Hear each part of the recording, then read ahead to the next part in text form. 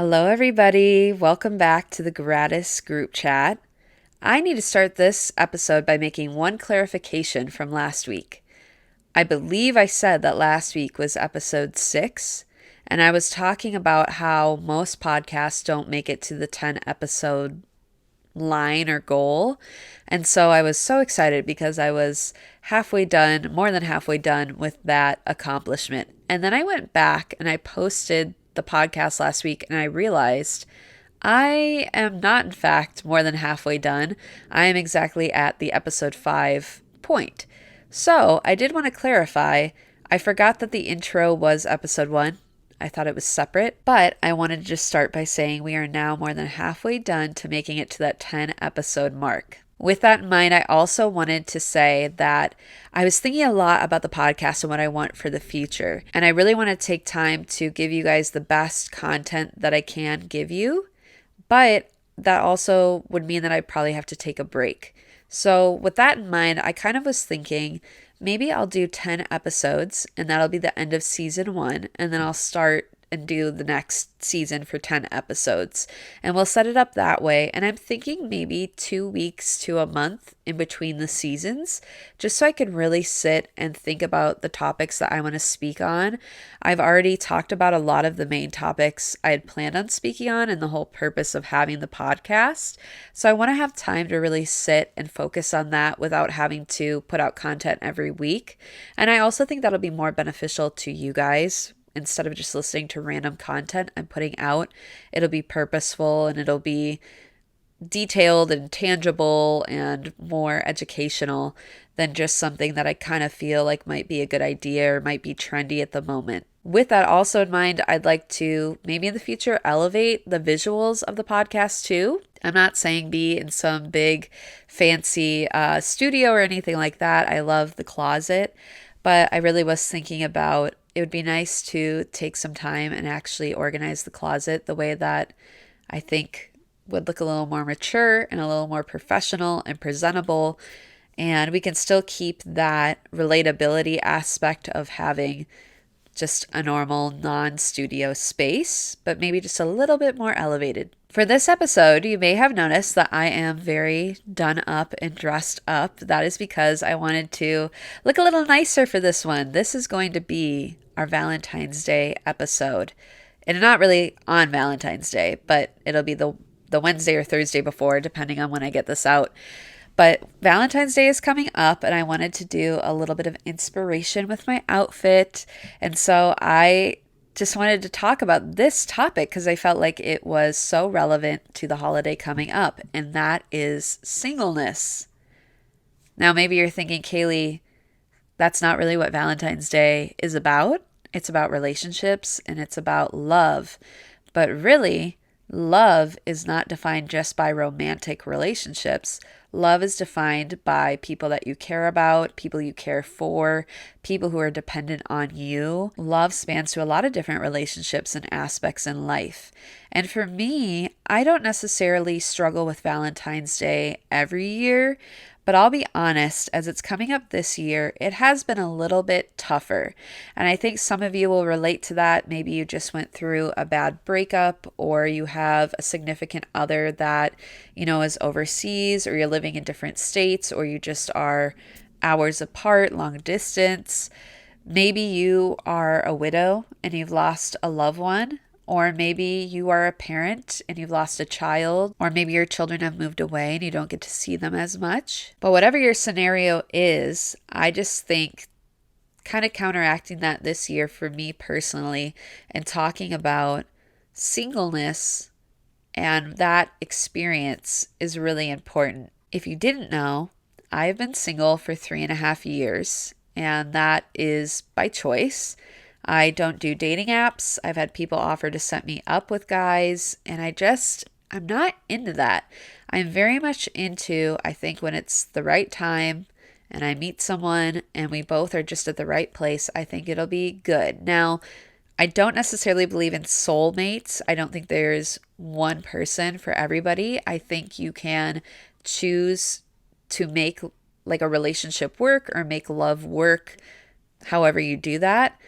And I think as long as the two people are remaining committed and they're putting the work in, then that relationship flourishes. And so I don't necessarily believe in soulmates, but I do believe in just living life, and that person would be an addition to your life, not seeking out someone to fill a role or to make you feel fulfilled or whole.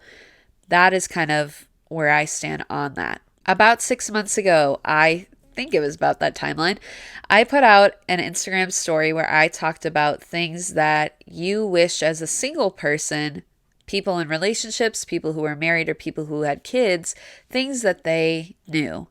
And again, I want to clarify, we probably do have people who are widows listening. We probably do have single parents listening.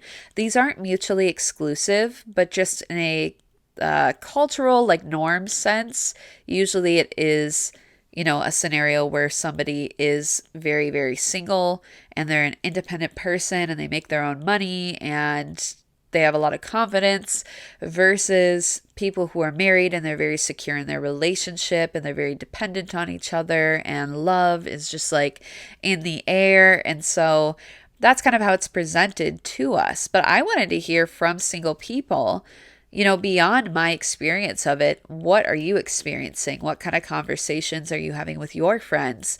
What do you like or not like about being a single person? And you guys gave great answers. And I do have the story highlight on my Instagram if you want to go see that. My handle is at Kaylie, _O'Connor. And there should be a highlight. It's either called Being Single or Singleness, something like that. But today I really wanted to deep dive into the subject and really expand on those thoughts and give you guys a deeper perspective of what it's like being a single now and how that plays into my day-to-day and how I view myself and my identity and just the struggles and the enjoyment of singleness. One of the biggest pieces of feedback I received during this time was that single people are really happy in where they are a majority of the time. And then there's those rare, very distinct moments where people who are older, people who are married, people who, are further along in the steps of life, so to say. I'm doing air quotes if you're listening to the audio. Those people make single people feel lesser than, or they make the experience kind of miserable. One example of this is when friends talk about the future.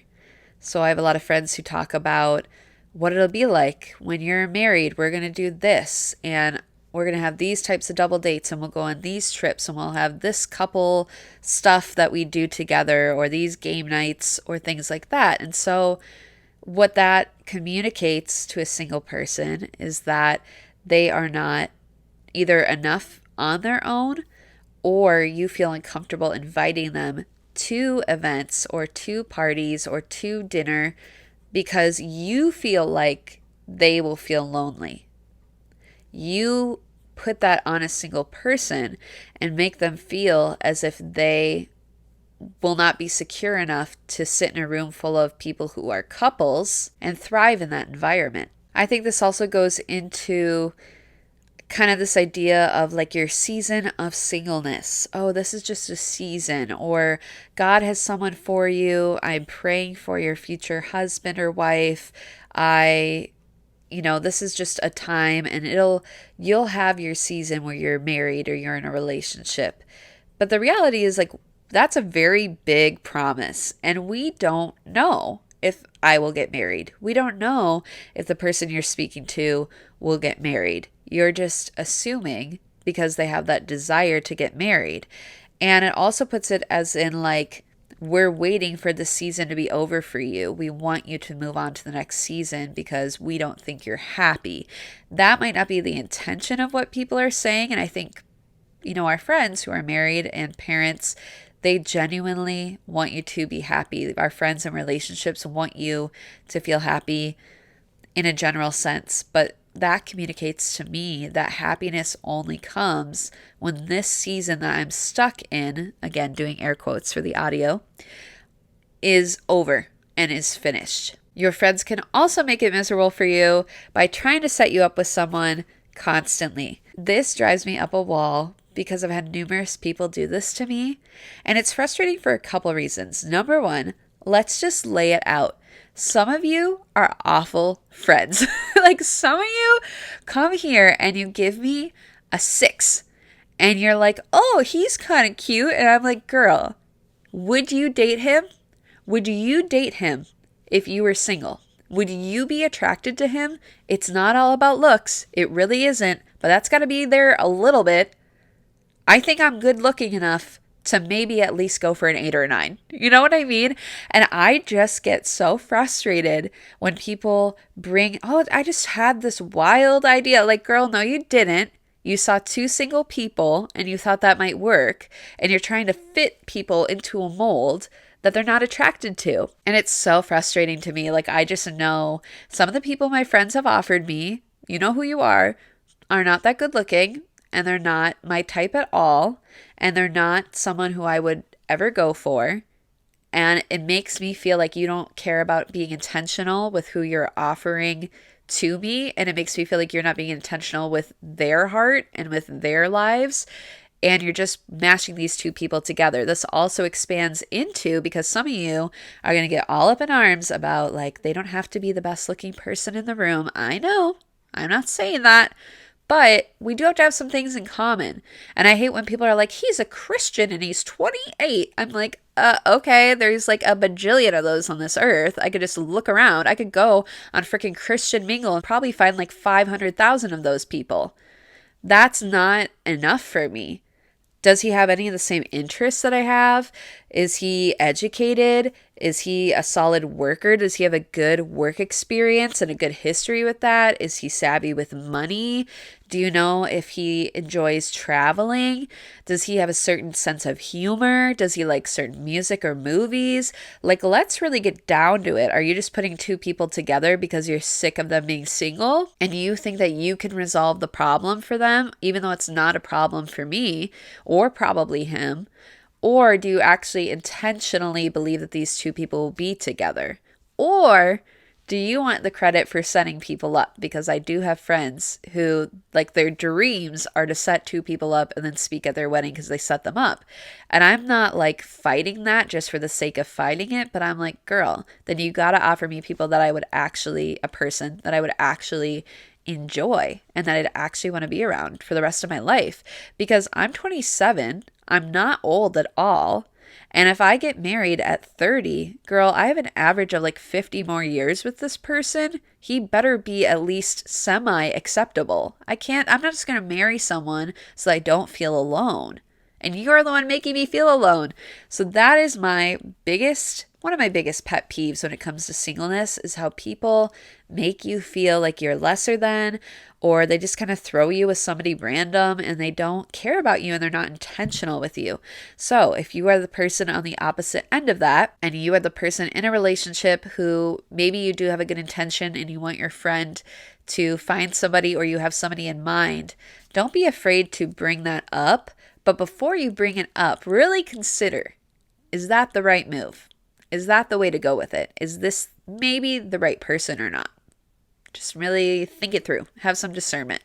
The next biggest pet peeve that I have is this idea that single people will never understand relationships, or they'll never be able to love someone the way that a person who is married or a parent can love a child or their spouse. So let's get down to it, because I wrote a list on my computer of ways that I believe I can love people deeply and be self-sacrificing in a very equivalent way to being married or having children. And I'm going to be straightforward with you. I'm never this like forward on the podcast.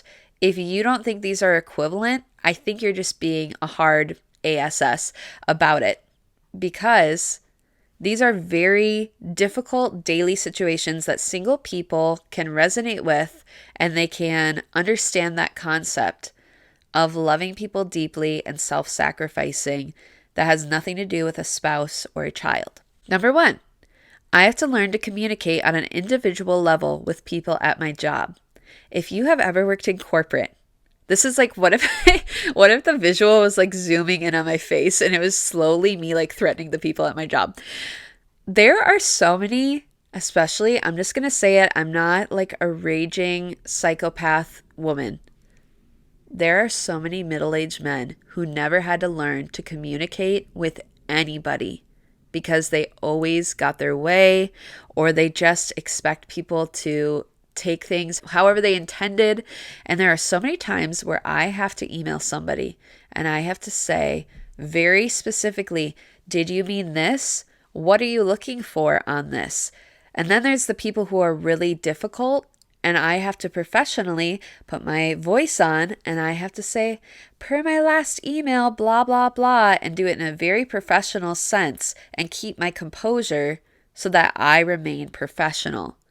In the same way, people get in relationships and they have to learn to communicate with one another even when they're frustrated or on things that maybe the other person isn't a great communicator. And you have to learn how to ask the right questions to get the answers or just the information that you need in order to communicate well. And in the same way, I have to do that with my job. Secondly, I have to figure out how to keep a healthy relationship with my parents where we have good boundaries and mutual respect. Now, maybe that's not necessarily as specific to your relationship. Like, I think understanding consent and things like that within a relationship are so important. But this might play in more so with boundaries and mutual respect with outside extended family. So, if your husband's mom is getting a little too in your business, you got to have a boundary and you need to be a team on that. Versus for me, I just have to figure out this on my own. How do I respectfully and elegantly and gracefully say that is not acceptable? This is what I'm accepting, and having a boundary with it and being an adult about it and being mature about it. In the same way, single people have to do this all the time. Again, whether it's with a job and saying, this is my work-life balance. I won't be answering emails outside of these hours. You will not be able to reach me when I'm off of work, or just, establishing again communication to have mutual respect between you and another coworker that maybe is a little more difficult. That can play out that way as well, but it most often plays out with family or friends not understanding that you have different expectations and having to learn how to have boundaries and set expectations for one another. I've had to learn to be intentional with certain friendships in my life because we have various seasons where we're closer and we're farther apart, and it kind of goes in waves a lot of times with friendships. And so in the same way that you and your partner maybe are having a season where you just had a baby, and that's amazing, but you're both sleep deprived and you're both a little grouchy and you both don't feel like your needs are being met. You need to learn to be intentional with that person in order to come back together and have a close relationship. So in the same way with family and friends, I have to do the same thing. I've been a small group leader for many years, and I've had to learn how to navigate relationships between other people as more of a mentor or as more of a counselor in a middle ground. I've also had to be mindful how I communicate and how I act as a leader, and really leading a group of people in the same way maybe you have had to grow in that as a parent or as a guardian or within your role at work. Maybe you've had to go through that. And sometimes it's hard because other people relate very differently than you do. Or sometimes people just pop off and you were not ready for that at all. And you have no idea, how to handle that or how to advise in that situation. Beyond that, I've spent the last year caring for my dad. I opened up about this a little bit last week, but caring for a parent requires a lot of self-sacrifice, and it requires a lot of giving of yourself and your time and putting a pause on the things that you want. And I'm sure that in the flip side of that, being the parent, you experience that as well. There's a lot of self-sacrifice to caring for children. And I almost would say, I don't think that caring for a parent is harder. I just think it has different challenges than caring for children, because there are aspects of care for your parents where you never thought that you were going to have to give care in that way, or you would have to, be in the situation that you're in. There was a season where, as I'd mentioned last week, like my dad mentally just wasn't very present because of some medication he was taking, and he wasn't aware and acting as an adult. Now, when my dad is fully with, his wits, that makes it a lot easier to care for him because he's an adult who can take care of some basic needs. But when he was in that point of life where he was going through that medication and that reaction and that allergic reaction to that medicine, there were some things as a child where I just had to turn off my brain as a daughter and turn on my brain as a caretaker and a nurse. And it really grew me. And it also caused me to see that I could become bitter. I don't like people depending on me. I don't like being dependent on others. I'm a very independent person in a lot of ways. And so it grew me in that. And it grew me in really taking a pause on my life and what I want in my life and caring for another person. And I don't know really anyone my age who's gone through the same thing. I don't have like a community with that around me. And it is very isolating. And I think people who are parents, especially maybe like a stay-at-home mom, would resonate with that. Or maybe you've, again, like lost a spouse and you're now raising kids on your own and you've never done that. Like that's a very isolating feeling, but that self-sacrifice exists. Finally, just because I'm single right now doesn't mean I've been single forever, girl. I've been out in these streets and I've had romantic relationships in the past. And so I've been in that point of having to compromise and having to learn how to learn somebody's love language or love them better. I understand that concept because I've been in that concept. Just because I'm not in it right now doesn't mean I had forgotten all about that. I remember it well, and sometimes it was very difficult.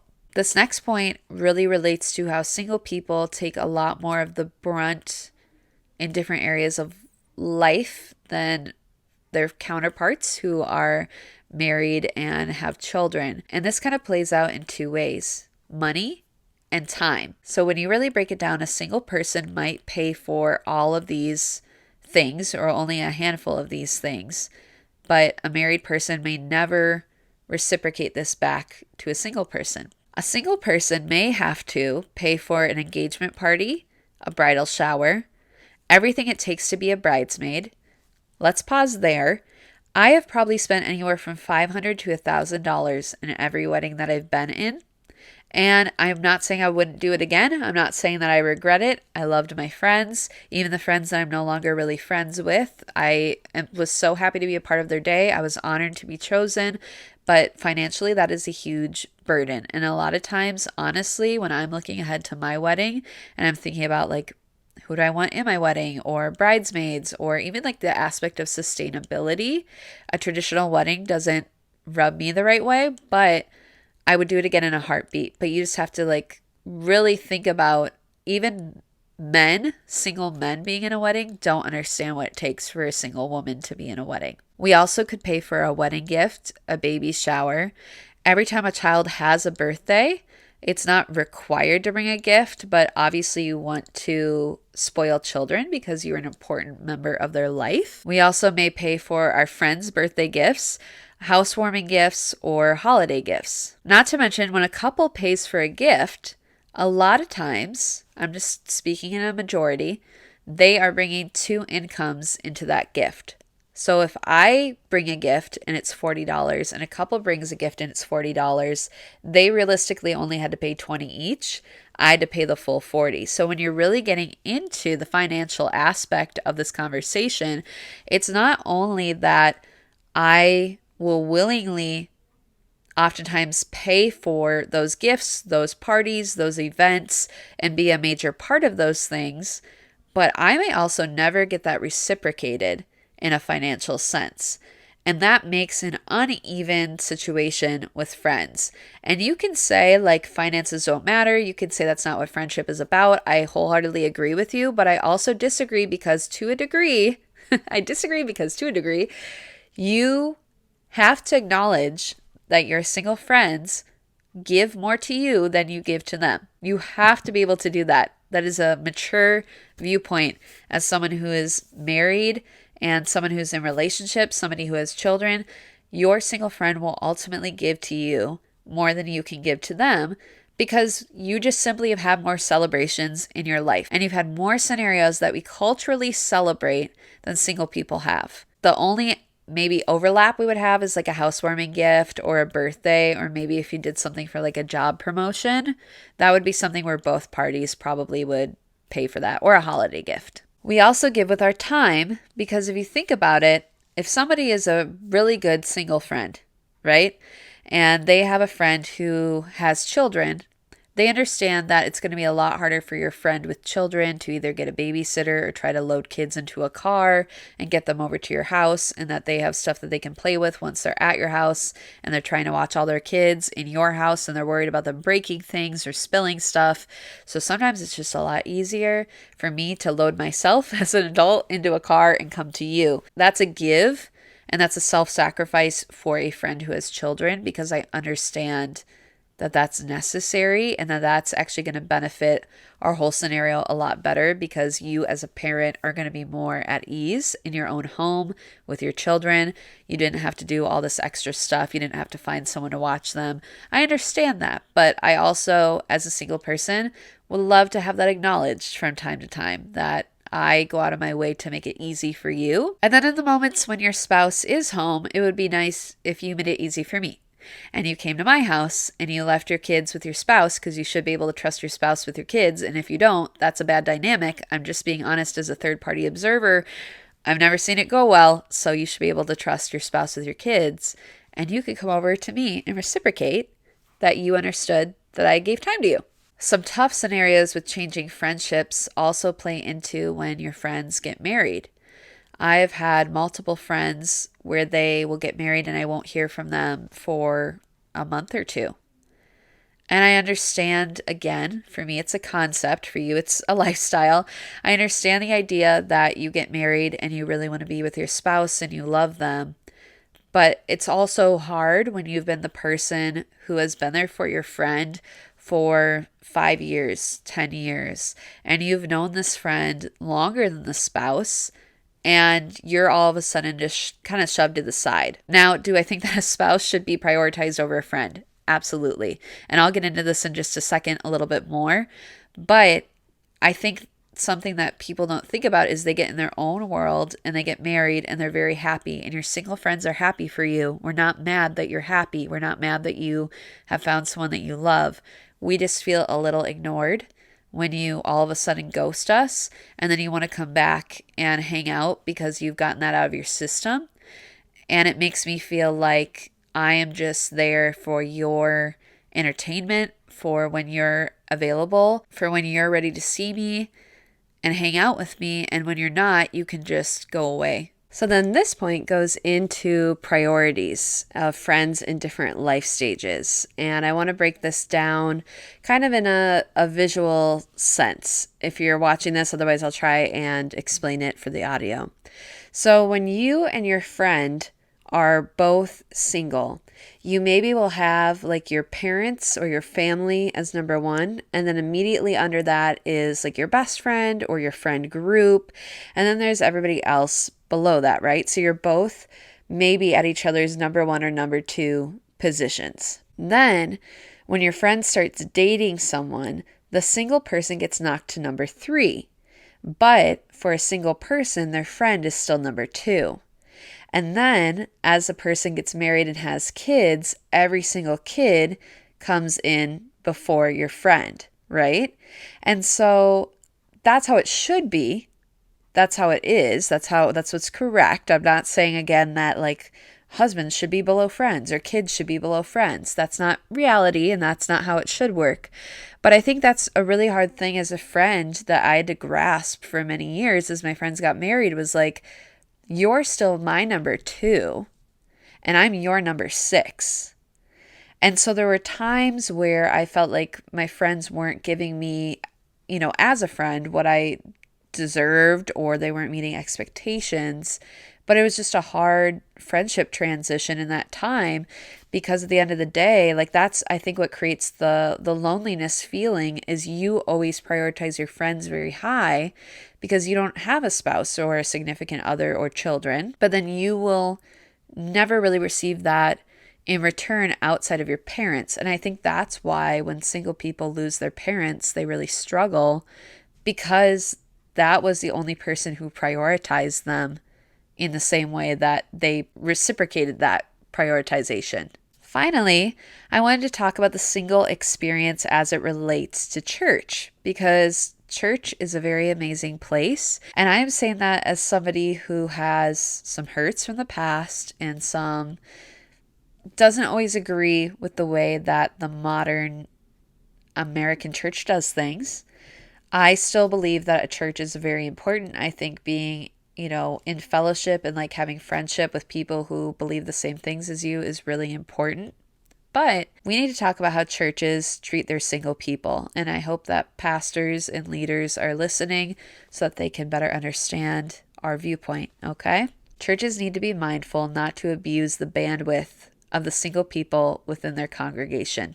At one point in my life, I was leading one ministry. I was co-leading a ministry, and that ministry alone probably took up the equivalent of a part-time job's worth of time in my week. And then beyond that, I was serving in 2 other ministries. So I was serving 3 ministries total and was probably equating to a part-time job every single week for those ministries. Now, you can look at that and say, Kaylie, that was your decision. It absolutely was. But you have to understand that, and I have this conversation with my parents about specific things a lot. Someone can have an opinion and somebody can make a decision, but if there is an entire group of people behind them, supporting them going in one direction or another, how much of that is really your personal decision and your free will in that decision making? And how much of that is influence from other people? So with that in mind, you have to think about that maybe a church really has needs that need to be met, but the issue is that that is often thrown on the single people within the church. Those responsibilities are often given to the single people within the congregation. And that's simply not how it should be. I think if you looked at a job situation and you and another coworker are, supposed to be having the same role and they're not pulling their end of the role or they're not doing their end of the work, I would hope that there would be enough of a discussion where that person would be talked to, either because they're in a season where they need to step back and then that needs to be communicated, or they're just being allowed to not do the work that they need to do. And so when a church has needs that need to be met, it's always assumed that the bandwidth of my time is dictated by other people. And it's that I would be open. I don't have a family, so I must have more time to give to church. Now, do I want to give to church? Do I have a good heart about it? Yes. That's why I serve on a media team in the church I'm in now. But even in that, sometimes I have to, for myself, but also for the leaders in the church, say, okay, like this is the point in which I need to have a little bit of a break, or this is when I need to step back and really get more realistic with where I'm at in life right now. And this is what I can offer for the church, and this is the way that I can serve. But I feel like the problem is too often, and we see this in mega churches a lot. I've watched a lot of mega church documentaries and podcasts and things like that. People talk about how the church will pressure you to just give a little more and give a little more. And so if you're a leader, it's not wrong to ask people to serve the church, especially if they are benefiting from the church. But maybe just be aware of who you're asking. Are you only asking the teen group or the single people? Because I would say a majority of the time, those 2 groups are carrying their churches on their back. I also have a little bit of discomfort with the topic about singleness in regards to church, because I, number one, grew up in a congregation that was very into kind of that 90s, early 2000s, courting way of living. And if you don't know about that, you can literally look it up anywhere. And there are parts of that I agree with and parts that I don't, but it really made relationships confusing and complicated. And it just, I think, put people in positions of power within a church model or within a relationship model that shouldn't have been there to begin with. And I think it just kind of diminished the role of women and the rights of women in relationships. But I can recall numerous times as a young woman in church where especially female leaders would say things like, the greatest role that you'll ever hold is being a mother. is being a wife. That is your greatest realm of influence, and that is like the best role that you can have. And I always find that really interesting because I do believe like that is a blessing, and it is a desire that I have personally to be married and to have children. But the issue that I take with that is, so number one, what am I doing right now? You say that this is the role and this is exactly, we're going to lay out exactly how someone thrives in this role, but we're never going to talk about this other role. So what am I supposed to be doing in the meantime if that is the best that I'm ever going to do? And number two, it's belittling what I'm doing in the meantime until I get there. And again, this is kind of going back to that seasonal idea of like, this isn't school. I don't know if I'm going to graduate to the next thing. I don't know if I'm even meant to graduate to the next thing. And so to diminish everything that I'm doing right now in this moment and say that this is the best thing that you can do and anything below that is like okay, but it's just like a filler, that's not fair to people and that's not correct. And we see this even in the Bible. We see Paul in the New Testament talk about how he wishes everybody was single so they could dedicate their life to Christ and to the local church.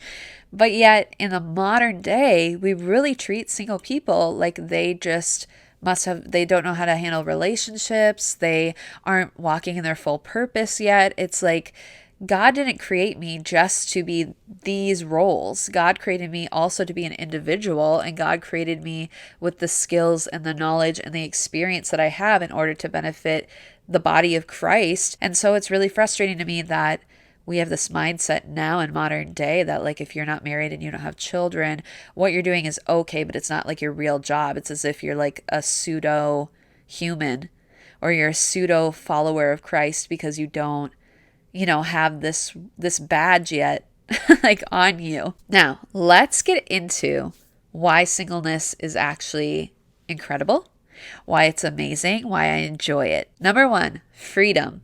This is hearkening back to the friendship thing where I talked about how your friends, single friends, give of their finances and their time. In the same way, the joy of being a single person is that you have finances and time to give because you don't have to ask somebody else about either of those things. I can travel wherever I want, whenever I want, for as long as I want. And outside of my work, I don't really have to answer to anybody. I don't have to compromise with anybody. When it comes to holidays, I don't have to ask, oh, when does your family celebrate? Okay, let's like work all this out.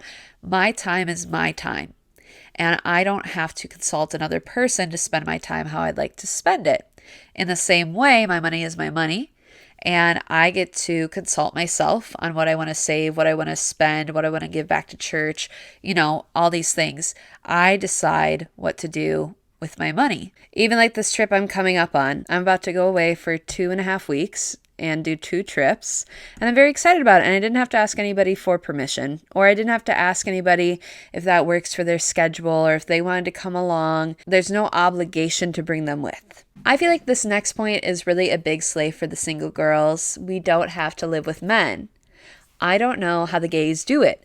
I don't want to live with a stinky, smelly boy who leaves his socks on the floor and he can't decorate to save his life. There's something about just like women are amazing at this, like keeping a home and hosting and being hospitable. That's just something I'm going to say women can do best. I've never met a man who could do that better than most women that I know.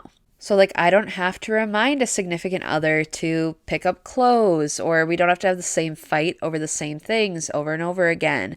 I don't walk into a bathroom and it smells horrendous. I don't have to hear burps and farts all day.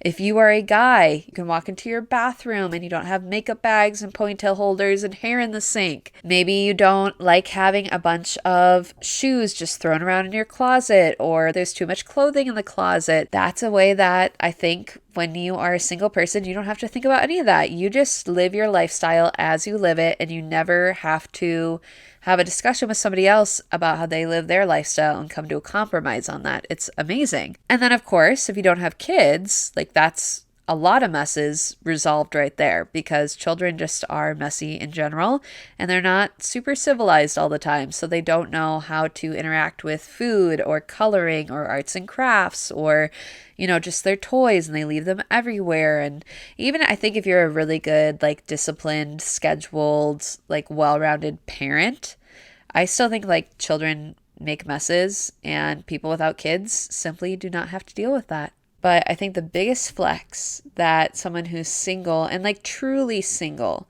not someone who just is like in between boyfriends or in between relationships, I think the biggest thing that they can take away from it is a really good sense of self. So I've taken this last 3.5 years not being on dating apps or going on dates, not having people set me up with anybody. And the result of all this is that I have a really well-rounded viewpoint of myself without influence from, another person romantically. I have influence from family and friends, of course, and we just naturally get influenced by things that we interact with day to day. But I have an understanding of what I individually enjoy and what I'm looking for. I know what dishes I like to cook, what outfits I like to wear, how I like to spend my time, how I like to travel, what I want for the future of my life, what I want out of a future partner. And when the time comes, I'll be more equipped to find someone who adds to my life, not necessarily me looking to complete myself in another person. And it also helps me know what compromise is acceptable and which compromises are fully compromising who I am. And so those are just a few things that I feel like are really beneficial to me that I've been able to experience in singleness and have that time to make those decisions.